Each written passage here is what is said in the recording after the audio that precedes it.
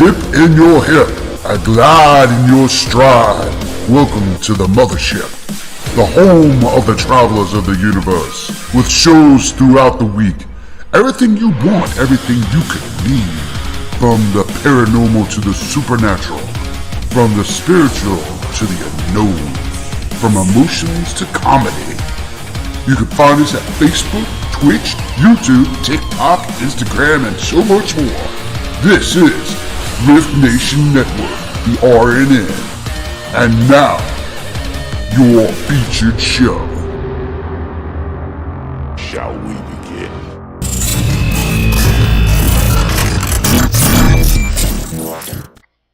Sensitive/offensive content disclaimer.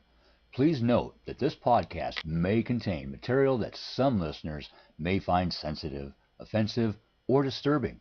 We strive to create respectful and informative content, but topics discussed may include mature themes such as violence, explicit language, or controversial subjects, triggering content including discussions related to mental health, trauma, or other sensitive issues, explicit language. Occasionally, our guests or hosts may use strong language.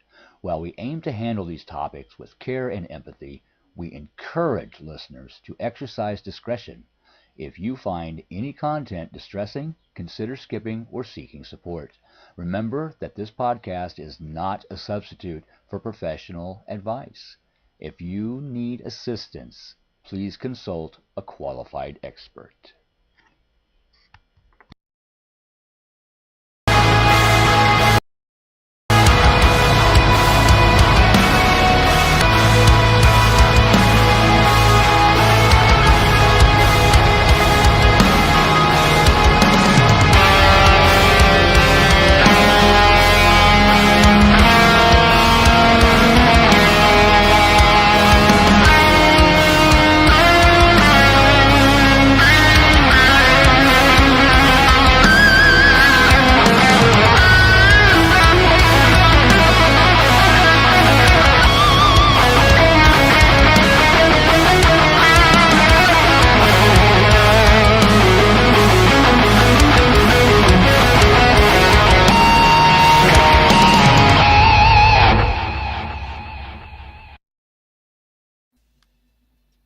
Hey, good evening, everybody. Welcome. Come on in, everybody. Welcome to Mysteries Beyond the Scenes. I am your host, Joni Skinner. We are streaming live tonight on the Rift Nation Network, on YouTube, Twitch, and Facebook. Please don't forget to subscribe and like. Thank you so very, very much. Welcome, chat. How are my friends doing tonight? Hello, Ruth. Thank you, Renee. Hi, Denise. Hi, Lois. I know I saw Miss Lisa and Miss Tammy earlier. How is everybody? Welcome, welcome. Come on in, you guys. Happy Wednesday night. What a week we have had here, huh? And I know our friends in Canada, I hope you all are doing well. Boy, what a week. And right when the hurricane in Florida is hitting, what I will say is I talked to our friend, our friends from Peace River. That's exactly where Englewood, Michael's down in Englewood, which is right at Sarasota. So I talked to Michael this morning, and he and his wife, Splash, all the animals went over to West Palm Beach. They evacuated. And so little Splash is okay. And all the animals are fine. So they are kind of like, that's their staging area because, they're search and rescue. He never likes to leave. So this morning before work, I texted him and I said, just get out. Get out. Michael, it's not worth it. It's because when Hurricane Ian was happening, I don't know if y'all remember it. He would take pictures and he was sending them to me, and like they were literally, their house was flooded completely on Hurricane Ian, and he was sitting in the boat, the search and rescue boat, because they were so underwater. So I'm glad they're safe. I'm glad they're gone. I just texted him. They probably don't have power, and they're probably like, "What are these idiots doing texting me? I'm in the middle of a hurricane." So thank God. I know, Tammy, isn't that the truth? Michael is our buddy. So as soon as he gets back and things are settled in, we'll have him and Splash on the show so y'all can meet Splash. Splash is the river otter that he is currently training to do search and recovery. Splash is ready to go. He's got his little vest. He's been training him, so he will go down and help Peace River. Little Splash. I want a little Splash. Hello, Robert. Welcome. Thanks for joining us. Hi, Miss Rhonda. How are you? Hello, Miss Lois. I hope everybody's doing well and watching the hurricane. I think we've all been watching the hurricane, haven't we? It's wild. The whole thing is wild. So we are going to talk about Emily Rea tonight. And after that, I did a chart. And actually, Crystal did one too. As soon as Helene hit, we did an event chart for the flooding. And I said, Crystal, this flooding up in Appalachia reminds me of in Kentucky 2 years ago, out of nowhere. Like, I'm going to exaggerate. Between 12 and 20 inches of rain fell on the mountains just like that, out of nowhere, flooded the entire little city of Hazard, Kentucky, and surrounding little cities like Appalachia has. They have like Hazard, and then there's little cities all around it. Well, it annihilated Hazard, Kentucky 2 years ago. Same thing. Because everything hit up in the, it's not supposed to do that. It's not supposed to do that. It's not normal. And they told us it was once in 100-year flood.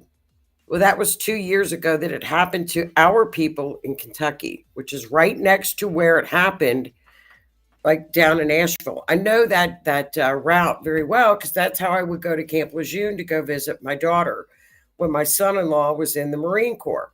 We'd go down Ashland, Kentucky, go down into West Virginia, get a little bit in Virginia, and then down through Carolina on 40. So I know that route very, very well. So we did the chart because I thought I'm going to compare both of these charts because I don't know, I just felt odd. I was uneasy about it. I didn't like it. And maybe because 1,300 people are, I think, believe still missing. I'm not sure. I don't know if they actually know how many people are still missing. I'm not sure. Well, Keith, when it happened in Hazard, it was on a smaller scale because it wasn't a hurricane. It was a thunderstorm. We don't have 30 inches of rain in a thunderstorm in Kentucky, let alone the mountains of Kentucky. That doesn't happen here. But it happened 2 years ago. And it took out the whole area. People lost their lives. It was horrific. Doesn't happen here. So needless to say, I did the event chart. We're going to take a look at that. Well, and then, of course, because I have a Neptune, my Neptune is in Saturn or Scorpio in the 8th house, I dig. That's why I do true crime. And I dug some more. So I've got some other information that I have dug up for y'all, and I think you're going to find it very interesting. And you can see it on the slide, Project Cirrus. I found that on the NOAA, the NOAA information page. Back in 1947, when they were doing experiments, and there was a hurricane that was out to sea, and they did an experiment on this particular hurricane in 1947, Project Cirrus, whatever it is. Well, what happened in 1947 is they lost control of the hurricane and it went into Charleston. It wasn't supposed to. It was supposed to go out to sea. So, needless to say, the population of America was a little ticked because at that time they told people what was happening.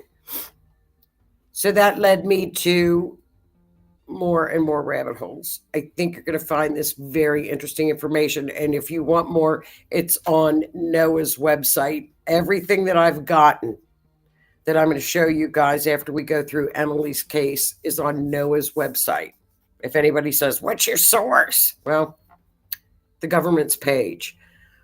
I was in Camp Lejeune the first 3 years of my life. I drank the water too.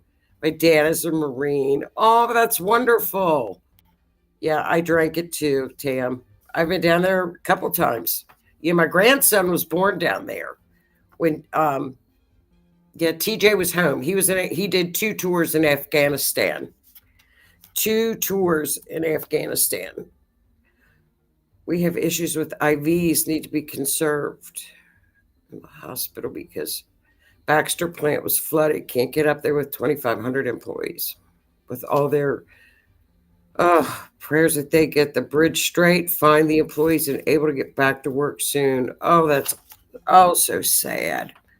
Absolutely. It's really, really, and I don't know how much you guys are following the Appalachia issue with Helene.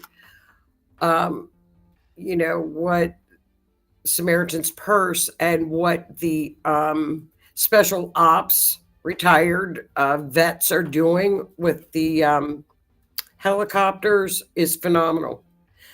They're phenomenal pilots, and I don't know what Appalachia would do right now without the American people, but I do know Appalachia people. I mean, we're not that far from, it's kind of like down the road from us. They will give you their shirt off their back. You won't go away hungry. I know that. So I'm just, my heart just explodes when I see all these people giving, and I don't know what these people would do. Thinking of that, Tammy, I went when I was in, speaking of the military pilots. I was on a flight in Hawaii. I don't know if you've ever been to Hawaii on those choppers, but they go in these little tiny mountain spots. And I go, gosh, you're almost touching the sides of the hills, dude. I said that to the pilot, and he goes, I was in Nam. And I'm like, oh, okay, you know what you're doing. You got it covered. You know what you're doing.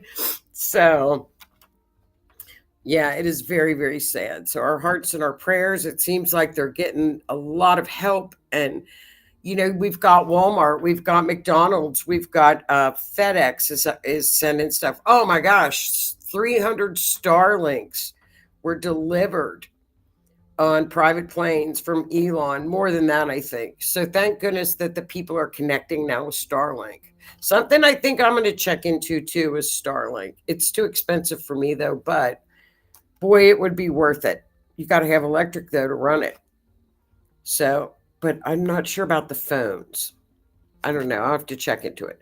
Well, let's get started, you guys, because I want to show you guys a lot of these charts that we did. And I'm still working on the charts I'm going to do it with the hurricane that's hitting now.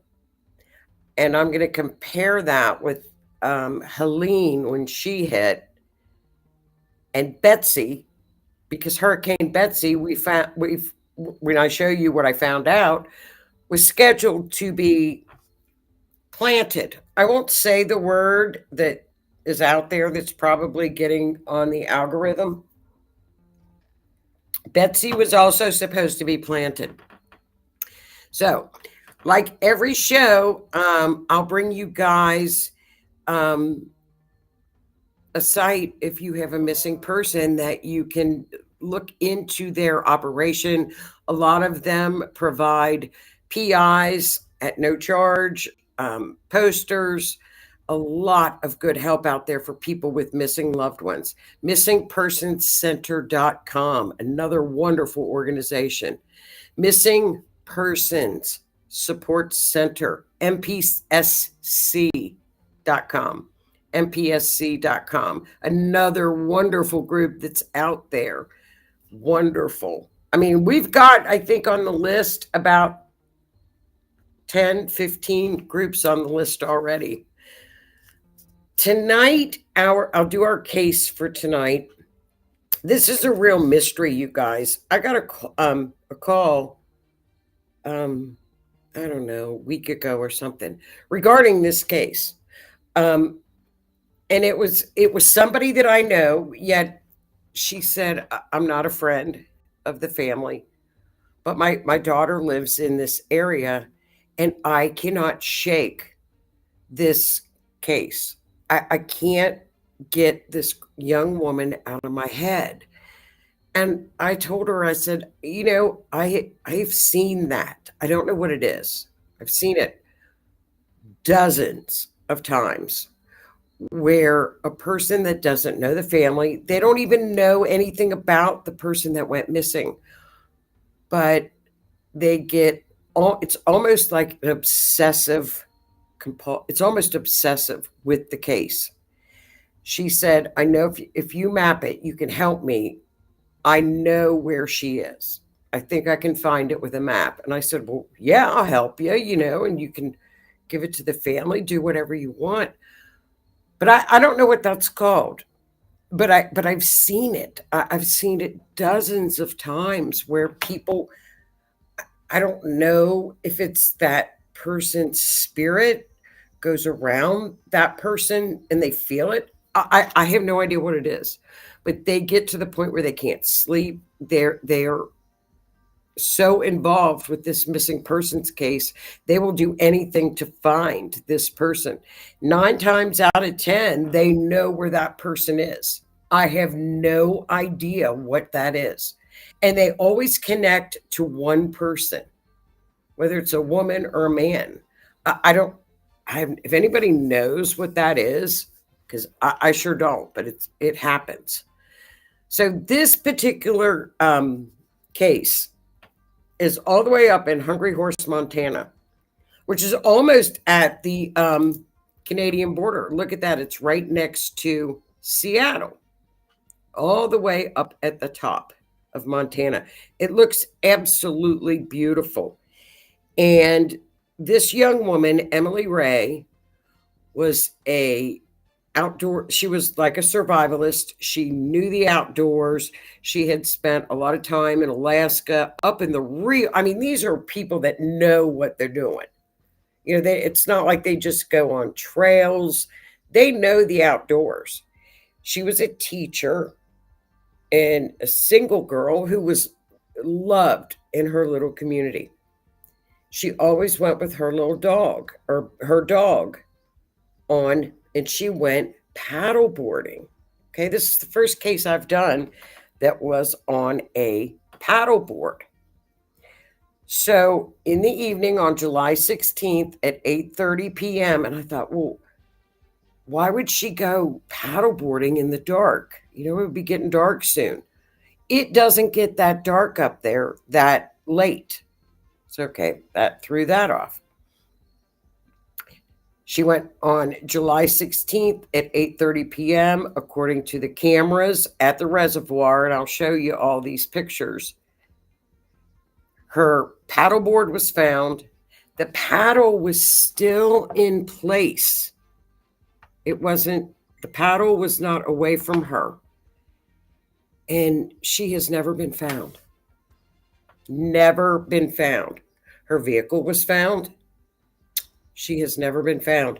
That's been since July.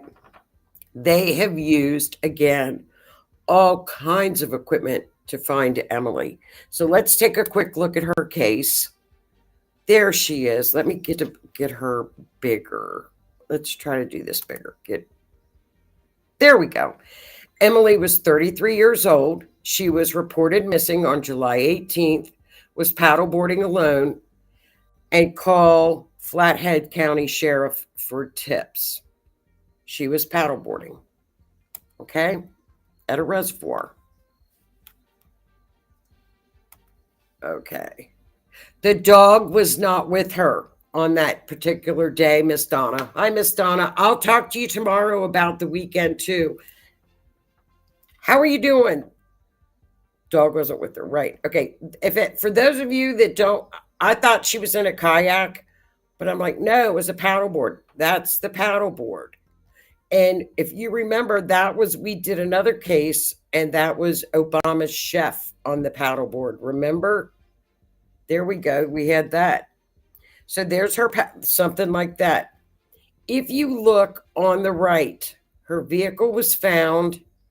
I'm going to show you where the boat launch is. At the boat launch, exactly due west, the paddleboard was found in a little, I'll show it to you, a little area where you can also get in and out of the water with a vehicle. But the paddle was found connected to the board. That's a clue. That's a big red flag. Now, did she go over there perhaps maybe to go to the restroom? I don't know. Nobody knows. Was it a wild animal? What happened? The water, the direction of the water was going west. So, big clue, okay? That is a picture of where you enter to get into the water, okay? There's another picture. This little cove is where the paddleboard was found. And if you look at the bottom little arrow, it's that area. So cars can go in and out of there. Okay? So that gives you kind of the lay of the land.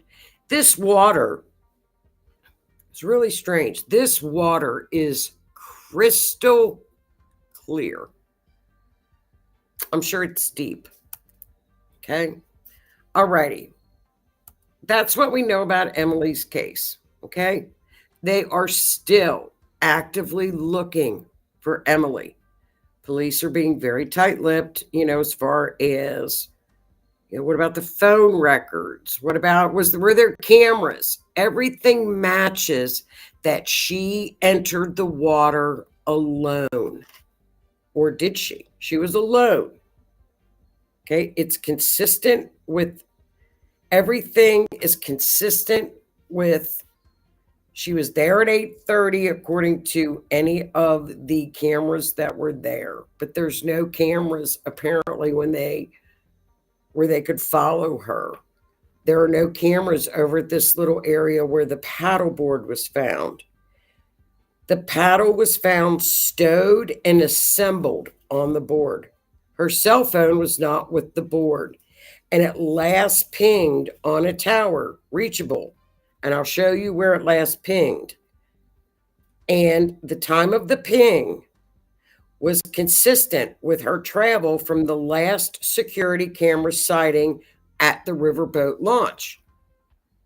So the ping was consistent with where she would have paddled to. Did somebody over on this little, where we're looking at right now, kidnap her? Did she have an accident? Did she fall in? Who knows? It's crazy. This is crazy. Let's take a look at the chart. Now, when I did the chart, my heart just sank because it was one of those charts where you look at it and go, no, no, no.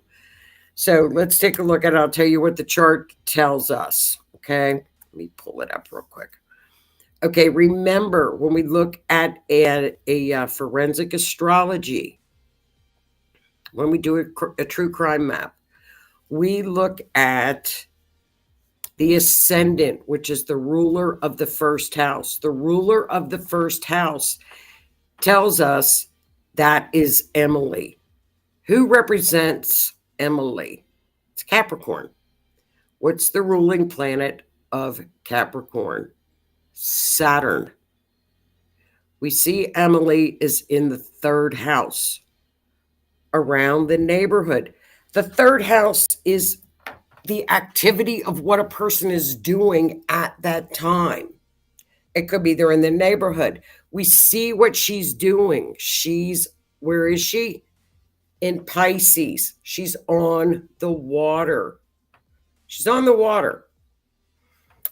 So we know Emily is on the water at that time. We're going to also look at the moon. We always look at the moon as the co-ruler. Well. What do you know? The co-ruler is in the 12th house. What is the 12th house in forensic astrology? Very well hidden. So, Emily, very well hidden, but we know that she was on the water because Saturn, which represents Emily, is in Pisces. So what else do we see? Guess what? The perp, who is the descendant, which is right across from Emily, right? The perp is right next to Emily. Oh, this won't get bigger for me. Okay, the perp is, it's Cancer. Cancer is ruled by the moon. So the perp is in the 12th house. Okay. Look at where the moon goes.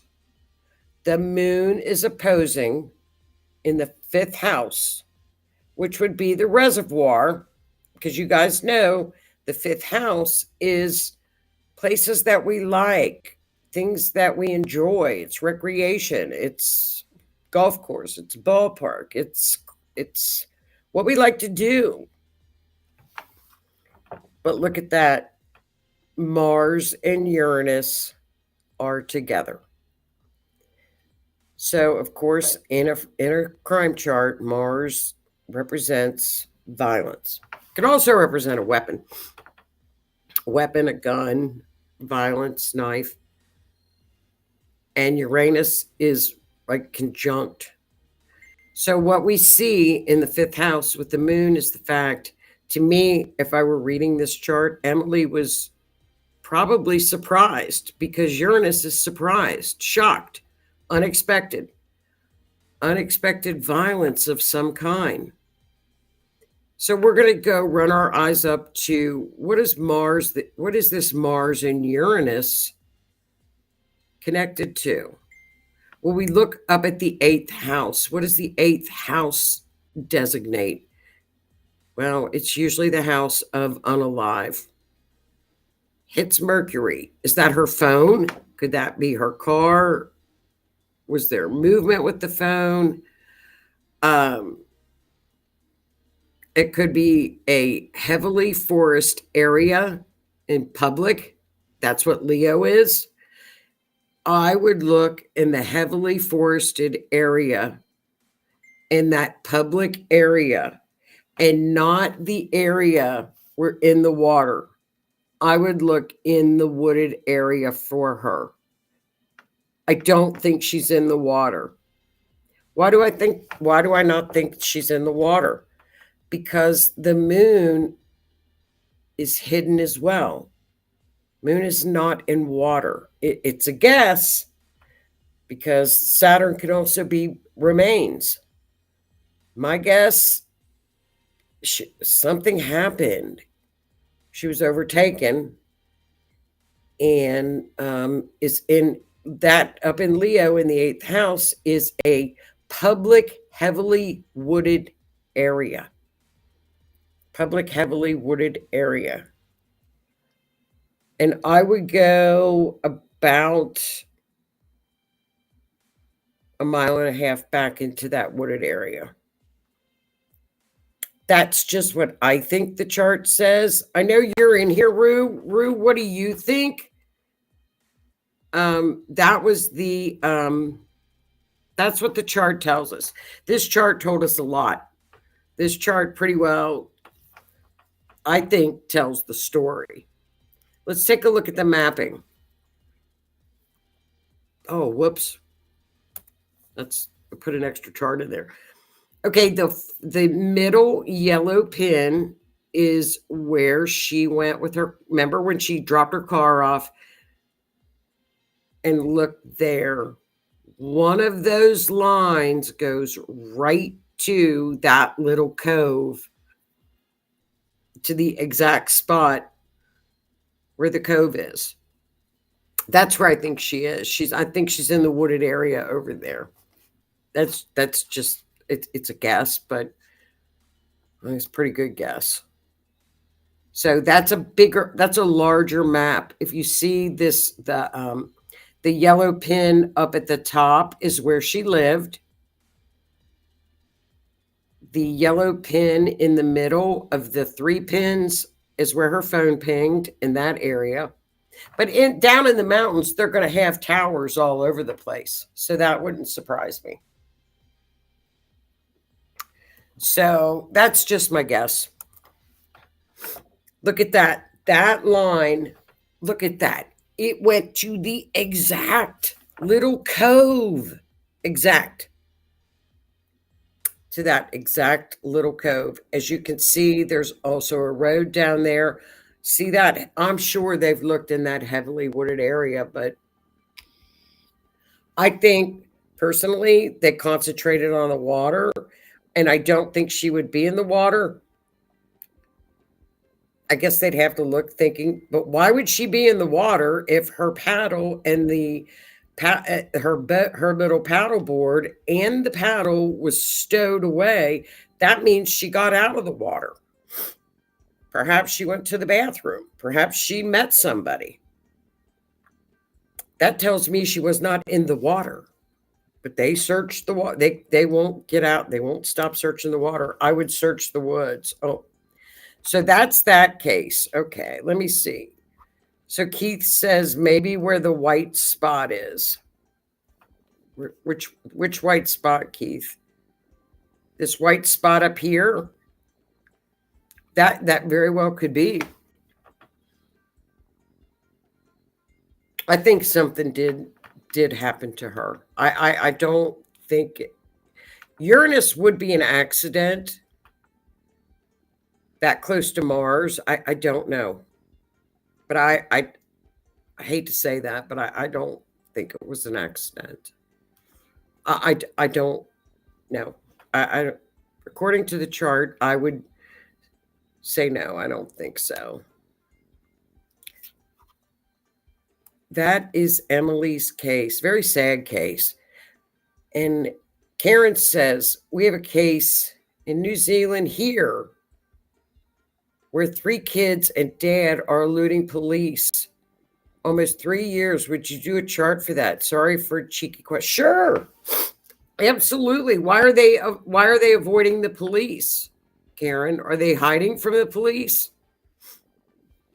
Sure. Send me the information. Do you have a timestamp when they were last seen, the address they were seen at? Just PM me. PM me on Facebook. Yeah, I'll look at it for sure. 3 years. That's crazy. That's crazy. Thanks for tuning in from New Zealand. That's cool. Does anybody else have any other thoughts? Hi, Michelle. Weren't they spotted the other day in camo clothes? Oh, in New Zealand? Keith wants to know, weren't they spotted the other day in camo clothes? The 3, I don't know. We'll ask. Karen, that's what Keith said. Were they spotted? Don't know. Don't know. Okay, let's get on to, because, oh gosh, I'll hurry. Now, like I said, I did a deep dive into the Asheville chart.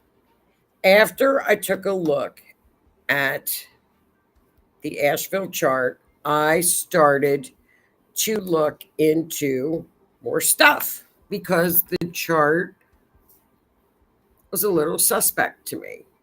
That's all. It wasn't that sus, but it was still sus. I thought, well, this chart isn't making any sense. What is this about?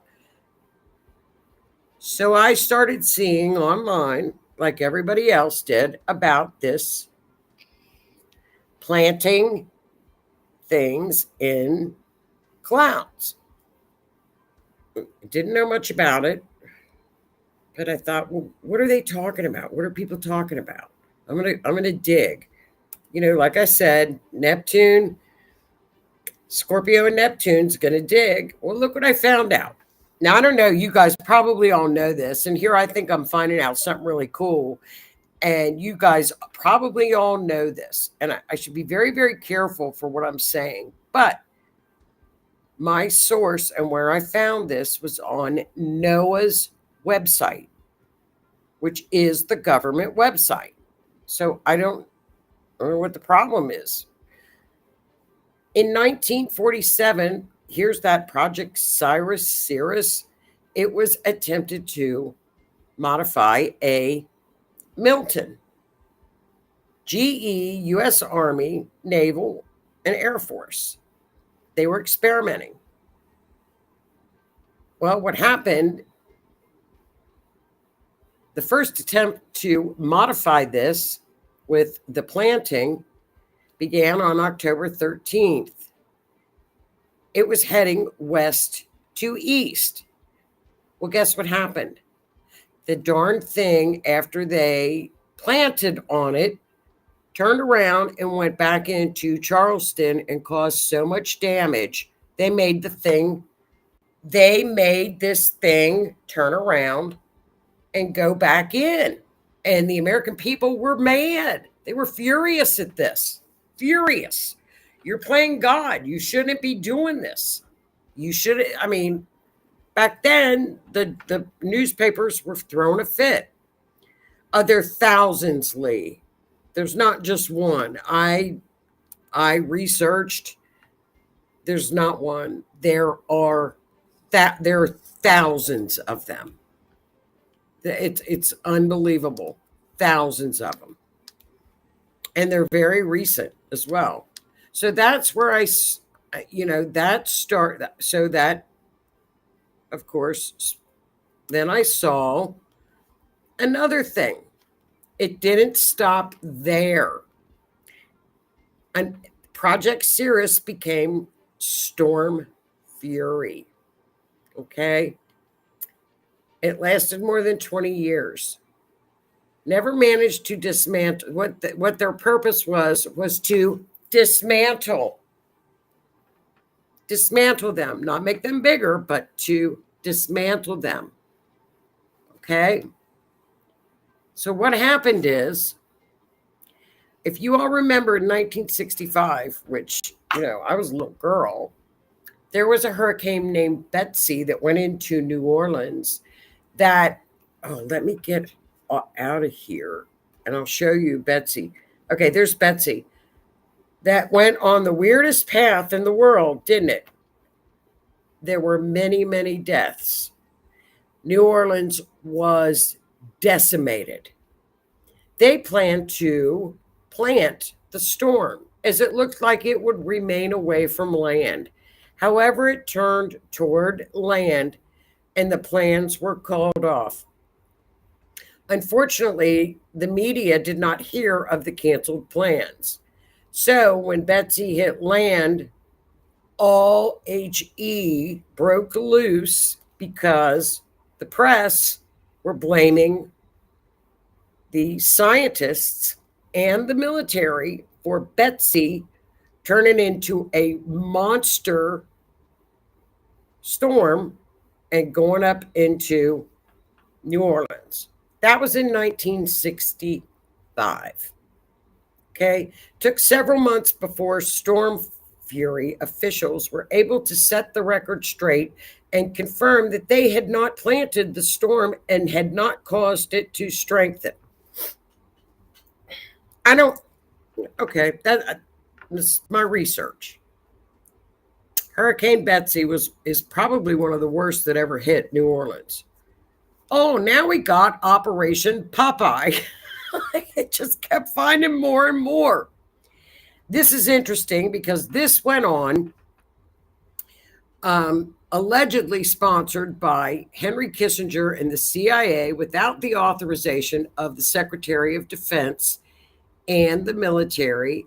And the planting was used to enhance the monsoon season in North Vietnam. You can read the whole study. It's on all the government websites. It's been declassified. They made it rain 9 inches in less than 4 hours in one spot. It rained so much that it flooded out the U.S. troops. It was called so the world was all in an uproar. And there are actually world kind of like laws that you can't do this. You can't do this planting now. But I wanted people to know that this was going on during the Vietnam War by the CIA. Funny. This is all NOAA. This is all in the newspapers. This is unclassified government documentation. So that's where I got this stuff. Then this popped up. ABC News in 2009, Bill Gates has a plan. Good news, folks. Microsoft founder Bill Gates has turned his attention to controlling the weather. ABC News. Almost science fiction, hurricane modification, and Project Storm Fury. So that's what I found. And you can find anything you want. So for anybody to tell us that they don't know where this came from, that this has never happened, that they've never heard of such a thing, when it's on their website, NOAA, and it's easily accessible. You can find it. You can pull it up. You can look in the old newspapers. This was ABC News, USA Today in 2009. So to say that this is not done and they've never heard of such a thing is a load of bunk. I got the receipts. And there's more receipts. There are more of these projects. I just pulled out some of them. They're all over the place. Anybody can find them. So anybody that says that this isn't done, they're full of it. I just can't stand to be lied to. I can't take it. So don't tell me it doesn't happen. We've got the proof. So let's take a look at the chart from Asheville. Now, this is what is so intriguing, okay? We did the event chart. I know, Michelle, look at Michelle. You've been in the rabbit hole again. It didn't take long. I was on go to NOAA, N-O-A-A, the NOAA web chart, the government web chart on weather. You can find everything. They've even got the links that you click on to go get the congressional hearings. You can go look at all the congressional hearings they had on all of these things that they're saying don't exist. They do. Here is the astrology chart. So this is of course, this is going to be a mundane chart. So we had flooding. What do we look for when we talk about flooding? Neptune. Neptune is opposing Mercury. Neptune on the 4th house would be the homeland. So we have a flood in the homeland that was not properly communicated. I don't know how well it was communicated to the people in North Carolina. They told us we would get 1 inch to 2 inches of rain. It would rain on Friday and Saturday. Saturday with showers. It rained from Friday to Tuesday here, over 6 inches of rain, and we had 70-mile-an-hour winds. We had 70-mile-an-hour gusts. People lost power here. So this could have been the misinformation that the chart is talking about. Neptune hit the homeland. So it was excessive. What do we look for when we look for something that's excessive? Jupiter.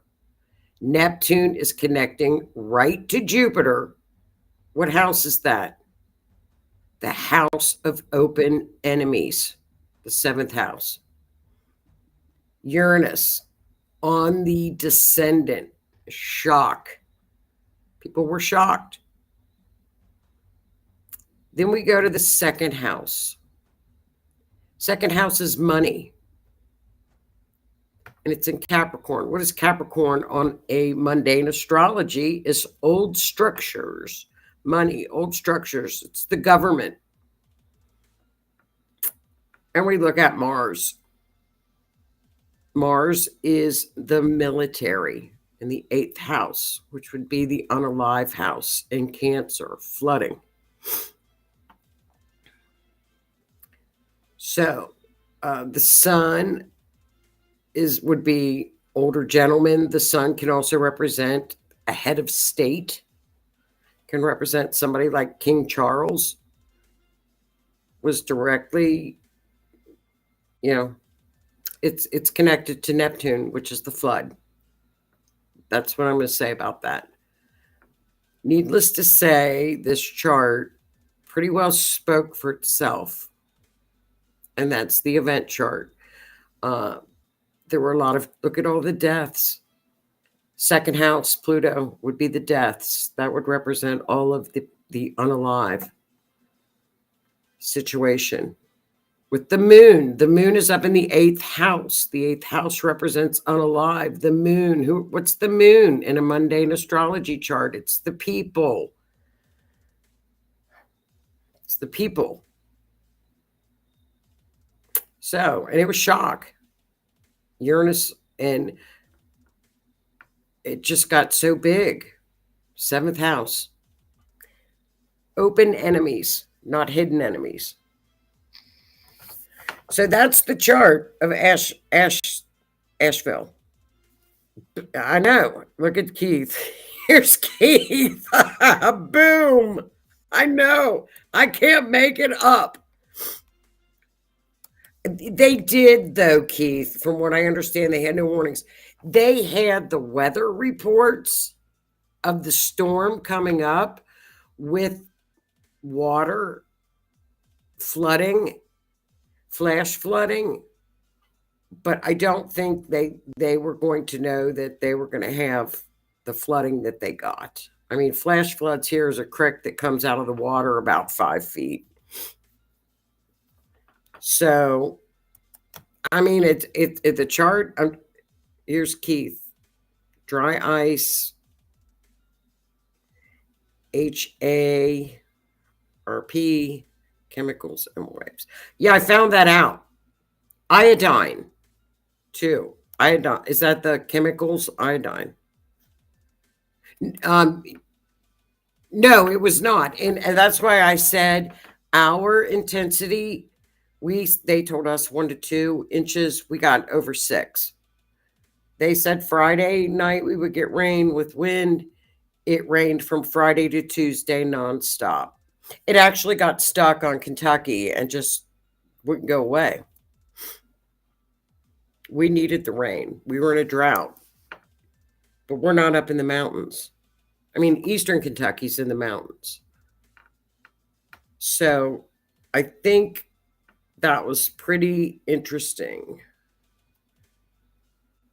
Oh, yes, it's nothing. The info is out there. Here's Lee. Lee says, wow, well, does anybody else have any interesting info on this? I'm just telling you guys what the chart says, and that would be any event chart, because Neptune would be the flood. Rue, are you in here? Because do you have anything else you want to add to this? If you see anything to this, Moon are the people up in the 8th house of death with the water. Mars is the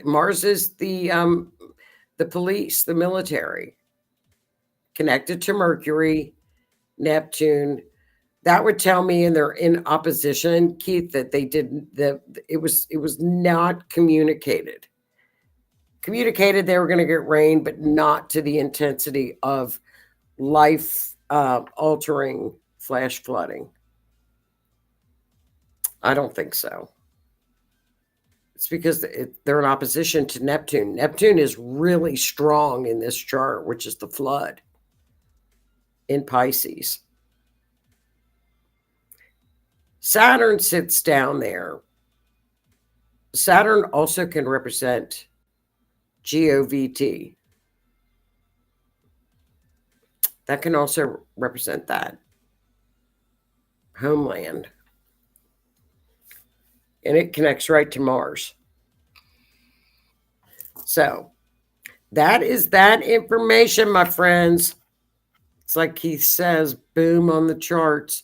I'm going to be curious to see how Helene and Milton's hurricane touchdown, the exact time they hit land. We're going to compare those two charts with Betsy from 1965 and see if there's any resemblance in those three charts.